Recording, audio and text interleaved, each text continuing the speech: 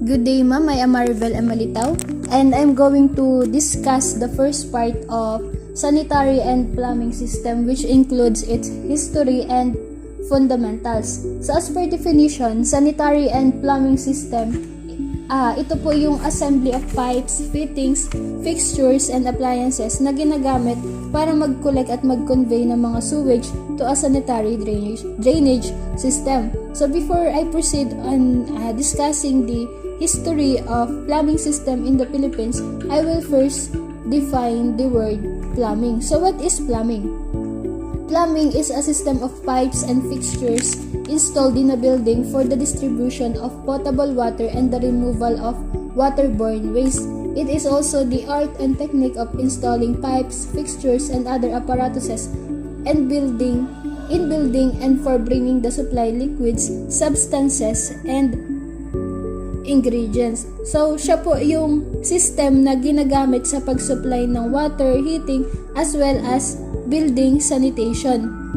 So, yung pong word na plumbing ay mula po siya sa Latin word na plumbum, which means lead. So, kaya po yung abbreviation din ng lead doon sa periodic table of elements ay PB, kasi po doon po siya kinuha sa Latin word ng lead na plumbum.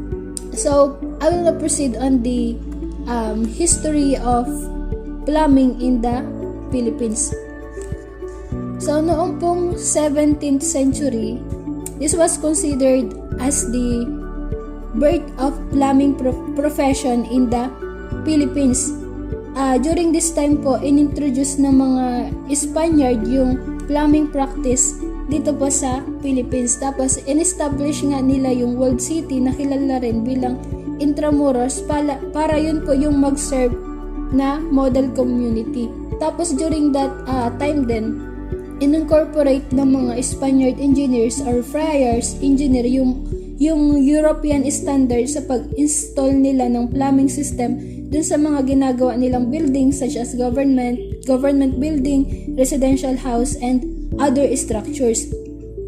So moving on the next milestone of plumbing history in the Philippines, noong 1902 po, doon na-recognize yung plumbing trade. Tapos nagkaroon ng kauna-unahang chief of the division of plumbing construction na walang iba kundi si John F. Haas.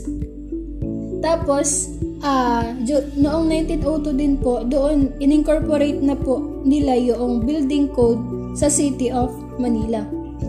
Moving on the year 1935, NAMPAP was organized and registered with SEC.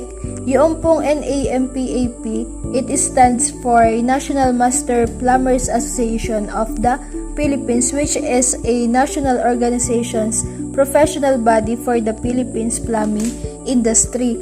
Tapos, during that year din po, the plumbing code for the City of Manila was enacted. Moving on 1954, during that time, inaprobahan naman yung 3rd Congress of the Philippines na tinawag na Republic Act number 1378.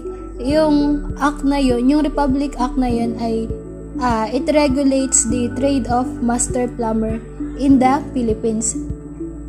Moving on 1955, during this year naman, inaprobahan ni President Ramon Magsaysay yung Plumbing Code of the Philippines. The exact date is June 28, 1955. So, moving on the year 1999, inaprobahan naman yung Revised Plumbing Code of 1999. This is due to the pursuant of Section 4 of RA 1378. So, the exact date of revision is December 21, 1999. So, I will now proceed on the plumbing system fundamentals. So, the first one is the supply pipe. So, yung supply pipe ay siya yung maliit na pipe na nag-carry ng water from company pipework into the property. It runs from the boundary of the property up until the first water fitting or stop tap inside the property. The next one is fixture. Yung fixture ay siya yung part na ina-attach doon sa system of pipes na nag-carry ng water through a building. Ang example nito ay sink, toilet, faucet, and etc. The next one is drainage pipe. Yung drainage pipe, siya yung nag-carry ng wastewater or sewage away from the building. So, yung system na ito ay nag-work bilang yung supply pipe ay siya yung nag-carry ng water papunta doon sa pipework ng isang property. Tapos, yung fixture, yun naman yung parang nag-distribute ng water through the building. Tapos, yung drainage pipe, siya yung nag-carry ng wastewater palayo naman doon sa building. So, that's all for the plumbing system fundamentals. I will now proceed on the plumbing system components. So, number 1 is the water supply and distribution system.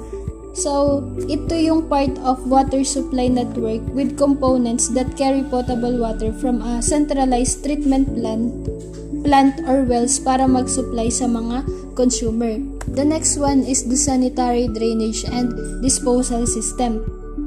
So, ito naman yung system of pipings within public or private premises that convey sewage or other liquid waste to an approved point of disposal.